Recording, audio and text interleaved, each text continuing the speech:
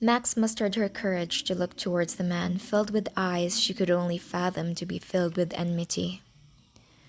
Her father's voice echoed persistently in her ears like a haunting melody.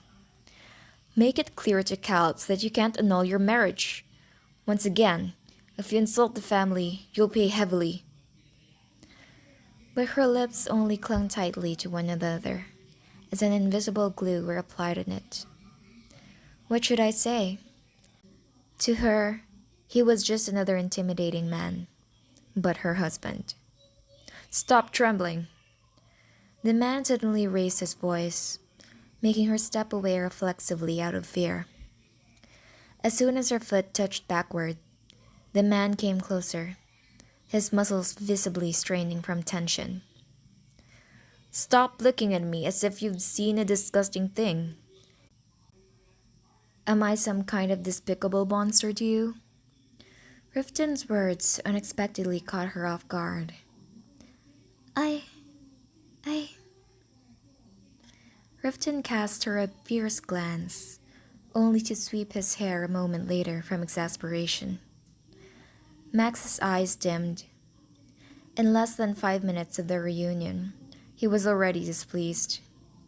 And to think she still had to persuade him to reconsider a divorce. Her lips were trembling against her will. Please, just say something. She urged herself in silence. It's just, I'm so nervous.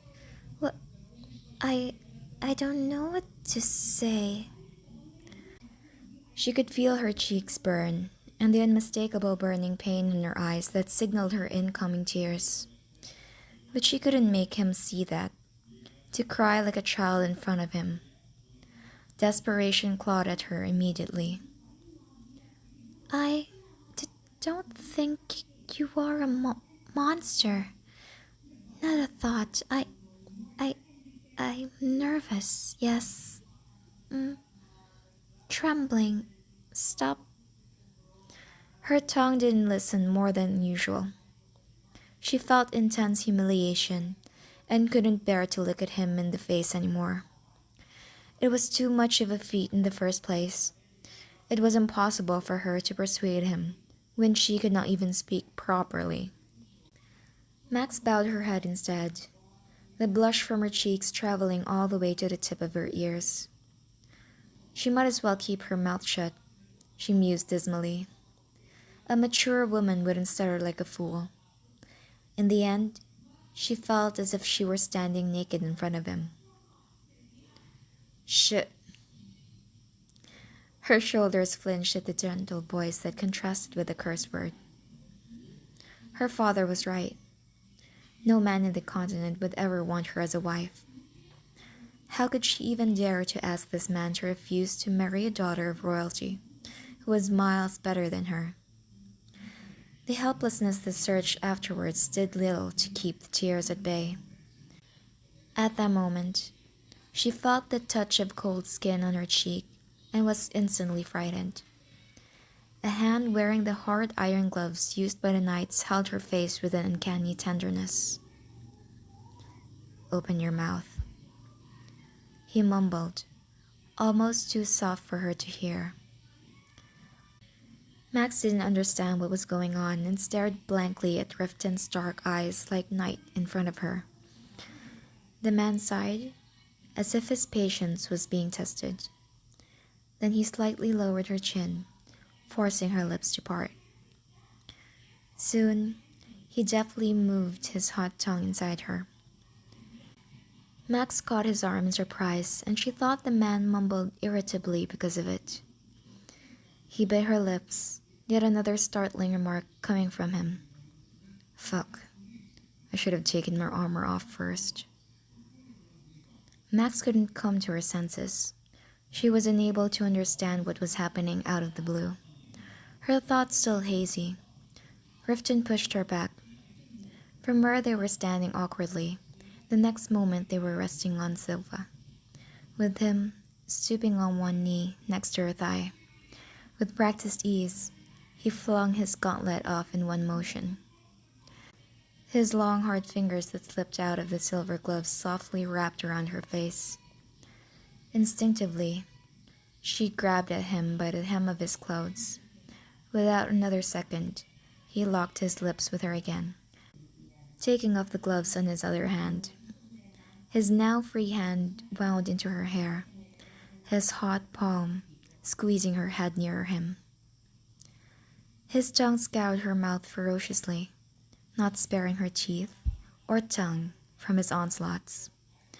With his every move, Max found herself out of breath.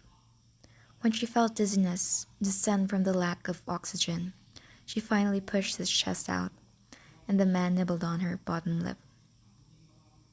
Just a little more. Her heart throbbed at his low voice.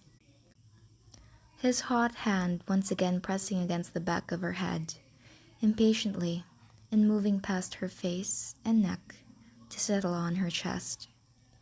As she twisted away in embarrassment, he pulled her back and made her lie on the sofa. Without the least hesitancy, he pulled her skirt down, exposing her skin to the cool air. Riften, Max cried out. Having already experienced it one time, she was immediately aware of what his actions meant. Max stared at the door of the drawing room in puzzlement.